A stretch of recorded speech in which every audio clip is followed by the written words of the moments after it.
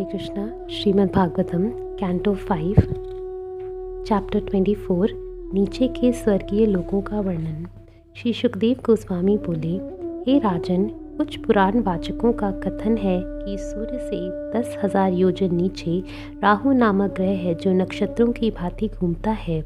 इस ग्रह का अधिकाष्टा देवता जो सिंहिका का पुत्र है समस्त असुरों से घृणास्पद है और इस पद के लिए सर्वथा अयोग्य होने पर भी श्री भगवान की कृपा से उसे प्राप्त कर सका है। मैं उसके विषय में आगे कहूँगा। ऊष्मा के स्रोत सूर्य गोलक का विस्तार 10,000 योजन है, चंद्रमा का 20,000 योजन और राहु का 30,000 योजन तक फैला हुआ है। अमृत वितरण के समय राहु ने सूर्य तथा चंद्रमा के मध्य आसीन होकर उनके बीच विद्वेष उत्पन्न करना चाहा। राहु सूर्य तथा चंद्रमा दोनों के प्रति शत्रु भाव रखता है, इसलिए वह सदा अमावस्या तथा पूर्णिमा के दिन उनको ढकने का प्रयत्न करता है। सूर्य तथा चंद्र देवताओं के से राहु के आक्रमण को सुनकर उनकी रक्षा हेतु भगवान विष्णु अपना सुदर्शन चक्र चलाते हैं। यह चक्र भगवान का अत्यंत प्रिय भक्त एवं प्रिय पात्र है। अवैष्णवों के वध हेतु उसका प्रचंड तेज राहु के लिए असह्य है, अतः वह डर कर भाग जाता है। जब राहु चंद्र या सूर्य को सताता है तो ग्रहण लगता है। राहु से 10,000 योजन नीचे सिद्धलोक, चारण लोक तथा विद्याधर लोक हैं।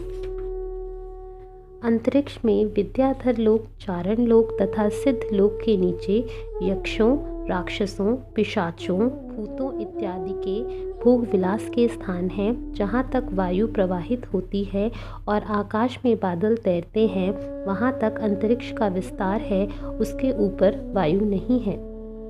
यक्षों तथा राक्षसों के आवासों के नीचे 100 योजन की दूरी पर पृथ्वी ग्रह है। इसकी ऊपरी सीमा उतनी ऊंचाई तक है जहाँ तक हंस, गिद्ध, बाज तथा अन्य बड़े पक्षी उड़ सकते हैं। हे राजन, इस पृथ्वी के नीचे 7 अन्य लोक हैं जो अतल, वितल, सुतल, तलातल, महातल, रसातल तथा पाताल कहलाते हैं। मैं पृथ्वी लोक की स्थिति पहले ही बता चुका हूँ। इन 7 निम्न लोकों की चौड़ाई तथा लंबाई पृथ्वी के बारंबार ही परिगणित की गई है। बिल स्वर्ग, स्वर्ग नीचे के स्वर्ग कहलाने वाले इन 7 लोकों में अत्यंत सुंदर घर, उद्यान तथा क्रीड़ा स्थलियाँ हैं जो स्वर्ग लोक से भी अधिक ऐश्वर्यशाली हैं, क्योंकि असुरों के विषय, भोग, संपत्ति तथा प्रभाव के मानक बहुत ऊंचे हैं। इन लोकों के वासी दैत्य, दानव तथा नाग कहलाते हैं और उनमें से बहुत से गृहस्थों की भांति रहते हैं। उनकी पत्नियां, संतानें, मित्र तथा उनका समाज मायामय भौतिक सुखों में पूरी तरह मग्न रहता है। भले ही देवताओं के इंद्रिय सुख में कभी कभी बाधा आए, किंतु इन लोगों के वासी अबाध जीवन व्यतीत करते हैं। इस प्रकार उन्हें मायामय सुख में अत्यधिक लिप्त माना जाता है। हे राजन, कृत्रिम स्वर्ग में, जिन्हें बिल स्वर्ग कहते हैं, मय नामक एक महादानव है जो अत्यंत कुशल वस्तुशिल्पी है। उसने अनेक अलंकृत पुरियों का निर्माण किया है, जहाँ अनेक विचित्र भवन, प्राचीर, द्वार, सभा भवन, मंदिर, आंगन तथा मंदिर प्राचार एवं विदेशियों के रहने के होटल तथा आवास हैं। इन ग्रहों के अधिपतियों के भवनों को अत्यंत मूल्यवान रत्नों से निर्मित किया गया है। ये भवन नागों तथा असुरों के अतिरिक्त अनेक कबूतरों, तोतों तथा अन्य पक्षियों से परिपूर्ण है। कुल मिलाकर ये कृत्रिम स्वर्गिक पुरियां अत्यंत आकर्षक ढंग से अलंकृत की गई हैं। कृत्रिम स्वर्गों के बाग बगीचे स्वर्गलोक के उद्यानों की शोभा को मात करने वाले हैं। उन उद्यानों के वृक्ष लताओं से लिपटे जाकर फलों तथा फूलों से लदी शाखाओं के भार से झुके रहते हैं, जिनके कारण वे अतीव सुंदर लगते हैं। यह सुंदरता किसी को भी आकृष्ट करने वाली और मन को भोगेच्छा से प्रफुल्लित कर देने वाली है। वहाँ अनेक जलाशय एवं झीलें हैं जिनका जल निर्मल पारदर्शी है तथा मछलियों के कूदने से उद्वेलित होता रहता है और कुमुदनी, कुवलय, कलहार तथा नील एवं लाल कमल के पुष्पों से सुसज्जित रहता है। झीलों के चक्रवाक के जोड़े तथा अन्य अनेक जल पक्षी विहार करते हैं और प्रसन्न होकर कलरव करते हैं, जिसे सुनकर मन और इंद्रियों को अत्यंत आह्लाद होता है। चूँकि उन अधः लोकों में सूर्य का प्रकाश नहीं जाता, अतः काल दिन तथा रात में विभाजित नहीं है, जिसके फलस्वरूप काल से उत्पन्न भय नहीं रहता। वहाँ अनेक बड़े बड़े सर्प वास करते हैं, जिनके फनों की मणियों के प्रकाश से अंधकार दूर भाग जाता है।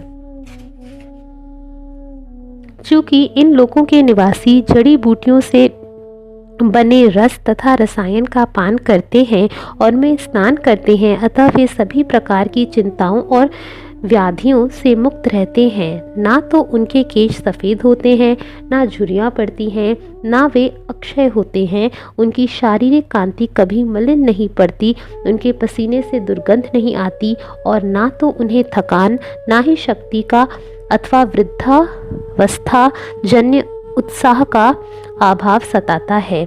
वे अत्यंत कुशल पूर्वक रहते हैं और काल रूप श्री भगवान के सुदर्शन चक्र के अतिरिक्त अन्य किसी साधन द्वारा मृत्यु से भयभीत नहीं हैं। जब सुदर्शन चक्र उन प्रदेशों में पहुंचता है तो उसके तेज के भय से असुरों की गर्भिणी स्त्रियों का गर्भपात हो जाता है। हे राजन, अब मैं तुमसे अतल लोक के से प्रारंभ करके एक एक करके समस्त अधोलोकों का वर्णन करूंगा। अतल लोक में मैं दानव का पुत्र बल नामक असुर है, जिसने 96 प्रकार की माया रच रखी है। कुछ तथाकथित योगी तथा स्वामी आज भी लोगों को ठगने के लिए इस माया का प्रयोग करते हैं। बल असुर ने उवासी लेने से स्वर्णी, कामिनी तथा पुष्यली के नाम के 3 प्रकार की स्त्रियां उत्पन्न हुई हैं। स्वर्णियाँ अपने ही समूह के पुरुष से ब्याह करना पसंद करती हैं, कामनियाँ किसी भी वर्ग के पुरुष से ब्याह कर लेती हैं और पुंशलियाँ अपना पति बदलती रहती हैं। यदि कोई पुरुष अतल लोक में प्रवेश करता है तो ये स्त्रियां तुरंत ही उसे बंदी बनाकर हाटक नामक जड़ी से बनाए गए मादक पेय को पीने के लिए बाध्य कर देती हैं। इस पेय से मनुष्य में प्रचुर काम शक्ति जागृत होती है, जिसका उपयोग वे स्त्रियां अपने संभोग हेतु करती हैं। स्त्रियां उसे अपनी मोहक चितवन, प्रेम लाभ, मंद मुस्कान तथा आलिंगन इत्यादि के द्वारा मोह लेती हैं। इस प्रकार वे उन्हें अपने साथ संभोग के लिए फुसलाकर जी भर कर काम तृप्ति करती हैं। काम शक्ति बढ़ने के कारण मनुष्य अपने को 10,000 हाथियों से भी अधिक बलवान और सक्षम न मानने लगता है। दरअसल मदहोशी के कारण मोहग्रस्त होकर वह सर पर खड़ी मृत्यु की अनदेखी करके अपने आप को ईश्वर समझने लगता है। अतल लोक के नीचे अगला ग्रह वितल है, जहाँ स्वर्ण खानों के स्वामी भगवान शिव अपने गणों, भूतों और ऐसे ही अन्य जीवों के साथ रहते हैं। पिता रूप शिव माता रूप भवानी के साथ विहार करते हैं और इनके वीर रज के मिश्रण से हाटकी नामक नदी निकलती है। जब वायु द्वारा अग्नि प्रज्वलित हो उठती है तो वह नदी को पी जाती है और बाहर थूक देने पर हाटक नामक स्वर्ण उत्पन्न होता है। इस लोक के वासी असुर अपनी पत्नियों सहित उस स्वर्ण से बने आभूषणों से अपने को अलंकृत करते हैं और इस प्रकार से वे अत्यंत सुखपूर्वक रहते हैं। वितल के नीचे सुतल नामक एक अन्य लोक है, जहाँ महाराज विरोचन के पुत्र बलि महाराज रहते हैं, जो अत्यंत पवित्र राजा के रूप में विख्यात हैं और वहाँ आज भी निवास करते हैं। स्वर्ग के राजा इंद्र के कल्याण हेतु भगवान विष्णु अदिति के पुत्र वामन ब्रह्मचारी के रूप में प्रकट हुए और केवल 3 पग पृथ्वी मांगकर महाराज बलि को छल कर तीनों लोक प्राप्त कर लिए। सर्वस्व दान ले लेने पर बलि से प्रसन्न होकर भगवान ने उन्हें उनका राज्य लौटा दिया और इंद्र से भी ऐश्वर्यवान बना दिया। आज भी सुतल लोक में श्री भगवान की आराधना करते हुए बलि महाराज भक्ति करते हैं। हे राजन, बलि महाराज ने श्री भगवान वामन देव को अपना सर्वस्व दान कर दिया, किंतु इसका यह अर्थ नहीं है कि अपने दान के कारण उन्हें बिल स्वर्ग में इतना भौतिक ऐश्वर्य प्राप्त हुआ। समस्त जीवात्माओं के जीवन मूल्य श्री भगवान प्रत्येक व्यक्ति के अंतःस्थल में मित्र परमात्मा के रूप में निवास करते हैं और उन्हीं के आदेश से इस भौतिक संसार में आनंद उठाते हैं और कष्ट भोगते हैं। भगवान के दिव्य गुणों पर रीझ कर बलि महाराज ने अपना सर्वस्व उनके चरण कमलों में अर्पित कर दिया, किंतु उनका लक्ष्य भौतिक लाभ प्राप्त करना नहीं था। वे तो शुद्ध भक्त बनना चाहते थे। शुद्ध भक्त के लिए मुक्ति के द्वार सदा खुले जाते हैं। किसी को यह नहीं सोचना चाहिए कि केवल अपने दान के कारण बलि महाराज को इतना ऐश्वर्य प्राप्त हो सका। जब कोई प्रेमवश शुद्ध भक्त बन जाता है तो उसे भी भगवत इच्छा से अच्छा भौतिक स्थान प्राप्त होता है, किंतु कभी गलती से यह नहीं समझना चाहिए कि भक्ति के परिणाम स्वरूप किसी भक्त को सांसारिक ऐश्वर्य प्राप्त होता है। भक्ति का असली फल तो श्री भगवान के प्रति शुद्ध प्रेम जागृत करना होता है, जो समस्त परिस्थितियों में बना रहता है।